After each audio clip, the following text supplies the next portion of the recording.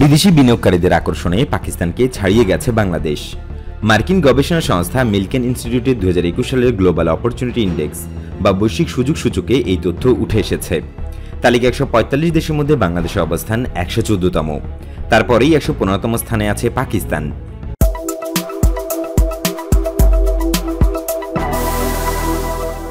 এবারে র্যাঙ্কিংয়ে বাংলাদেশ আগের বছরের চেয়ে 7 ধাপ এগিয়েছে। 2020 সালের তালিকায় বাংলাদেশের অবস্থান ছিল 121তম আর পাকিস্তান ছিল 116তম স্থানে।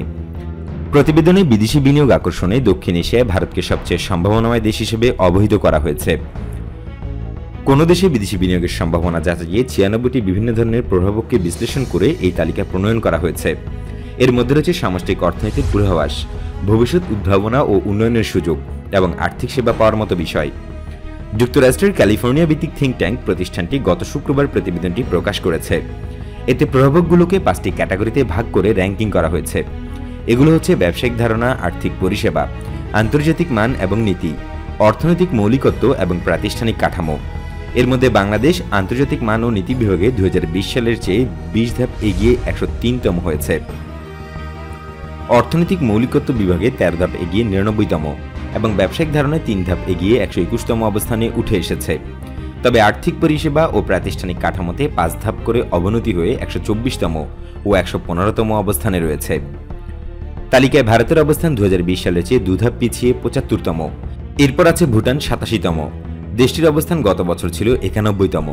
শ্রীলঙ্কা ও নেপালের অবস্থান যথাক্রমে 95 ও 103। 2020 সালে শ্রীলঙ্কার অবস্থান ছিল 88তম আর নেপালের 101। তালিকায় মালদ্বীপ ও আফগানিস্তানকে বাদ দেওয়া হয়েছে।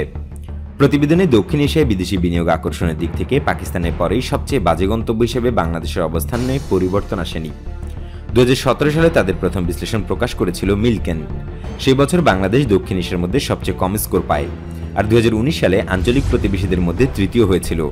তখন পর্যন্ত সেটাই ছিল বাংলাদেশের সবচেয়ে ভালো পারফরম্যান্স। অর্থনীতি বিশ্লেষকরা বলছেন, এই পর্যন্ত বিদেশি বিনিয়োগকারী আকর্ষণে বাংলাদেশ বেশ সফলতা দেখিয়েছে। আমাদের উচিত বিশ্বব্যাংকের সহজে ব্যবসা করার বৈশ্বিক সূচক বা ইজ অব ডুইং বিজনেস ইন্ডেক্সে অগ্রগতি করা এবং সেজন্য জাতীয় পর্যায়ে উৎপাদন বৃদ্ধিতে জোর দেওয়া। বিশ্বব্যাংকের সর্বশেষ ইজ অব ডুইং বিজনেস ইন্ডেক্সে পাকিস্তান বাংলাদেশের চেয়ে 60 ধাপ এগিয়েছিল। আবার মিলকেন ইন্ডেক্সে বাংলাদেশের নিচে অবস্থান করলেও পাকিস্তানে এখনও সরাসরি বৈদেশিক বিনিয়োগ বা এফডিআই বাংলাদেশের চেয়ে বেশি আসছে। চীন ও মধ্যপ্রাচ্যের দেশগুলো থেকে পাকিস্তান এফডিআই বেশি পাচ্ছে।